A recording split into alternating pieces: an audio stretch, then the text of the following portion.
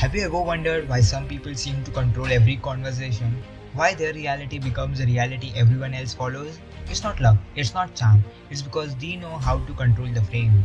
And once you understand how frames work, you will never see the world again the same way.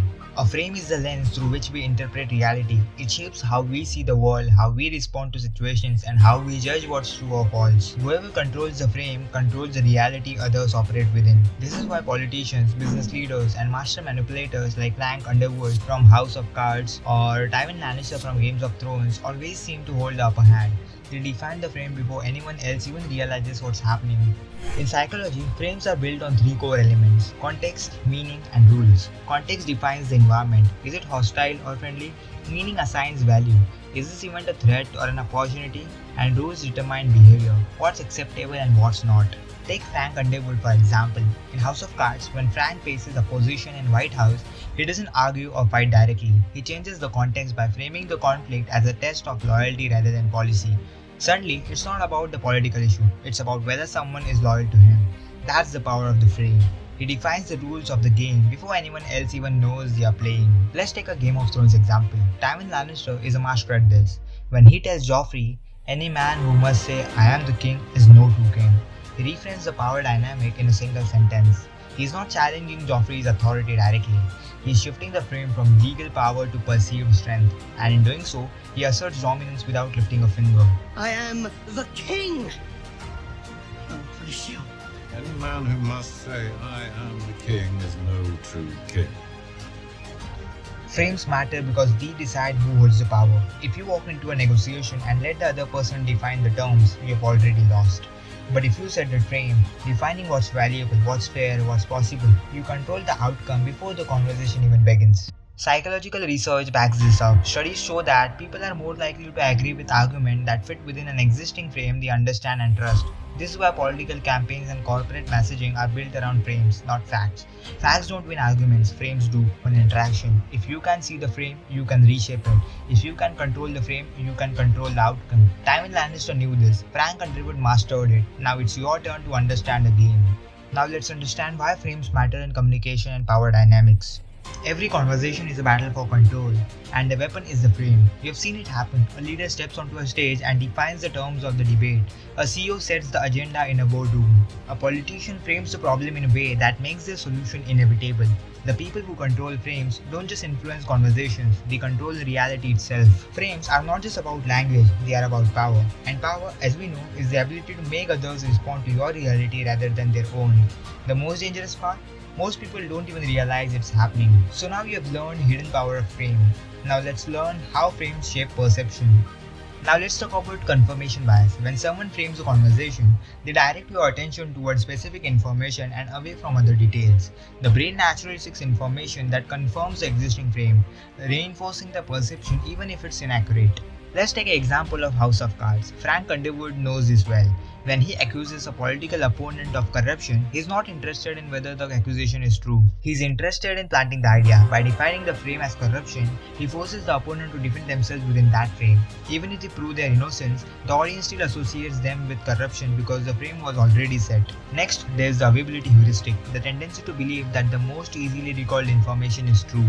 If someone frames a problem as a security issue rather than an economic one, the brain will prioritize security-based solutions, even if the data points in another direction. This is why media outlets and politicians often repeat the same narrative. Once the frame is set, the mind will automatically seek consistency within it. Let's understand how frames trigger emotional responses. Frames don't shape how we think, they shape how we feel.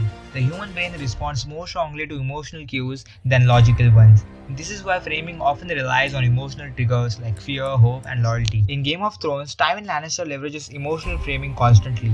When he orchestrates the Red Wedding, he frames the massacre as a necessary step for peace and order. By shifting the frame from betrayal to stability, it justifies even the most brutal acts. Brave man. No. Never would have risked such an action if he didn't have certain assurances. Which you got from me. You disapprove. I'm off duty. This is war. To slaughter them at a wedding. Explain to me why it is more noble to kill 10,000 men in battle than a dozen at dinner. So that's why you did it. To save lives. To end the war, to protect the family. Fear-based framing is especially powerful. Research shows that fear activates the amygdala, the part of the brain responsible for fight or flight responses. Once the amygdala is triggered, rational thinking decreases and the brain defaults to survival mode, making people more likely to accept authoritarian solutions. Hope-based framing works the same way, but through the dopamine system. When political campaigns frame a candidate as a symbol of change and hope, they activate the brain's reward center, creating an emotional connection that overrides logical concerns. Strategically, frames also act as shields. When a political scandal breaks, reframing the conversation around media bias or a personal attack shifts the focus from the accusation to the credibility of the source, disarming the attack without addressing the substance. Business leaders use framing in the same way. When Steve Jobs introduced the iPhone, he didn't frame it as a phone. He framed it as a revolutionary device that combined a phone, an iPod, and an internet browser. That frame shifted the market's expectation and made competing products seem outdated overnight. Now let's talk about breaking and reframing. If you can't set the frame, the next best strategy is to break it. In Game of Thrones, when Daenerys challenges the power of the great houses, she doesn't argue within their frame, she rejected it outright. When Tyrion tells her that the lords of the Westeros won't follow a foreign queen, she replies, "I'm not here to stop the wheel, I'm here to break the wheel." In that moment, she destroys the legitimacy of the existing frame and positions herself as the solution. Lannister, Targaryen, Baratheon, Stark, Tyrell.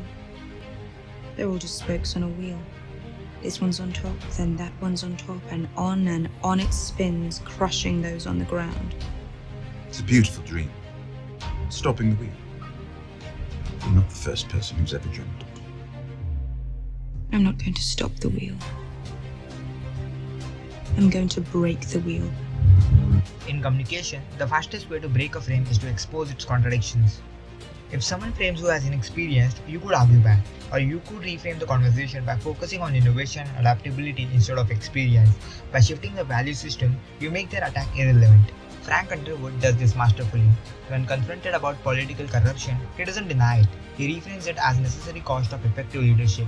Certainly, it's not about morality, it's about results. Let's discuss building your own frame. The ultimate power lies in building frames, not just reacting to them. Set the rules. Establish what matters and what doesn't. Define success on your terms. Control the language. Words carry emotional weight. Choose them carefully.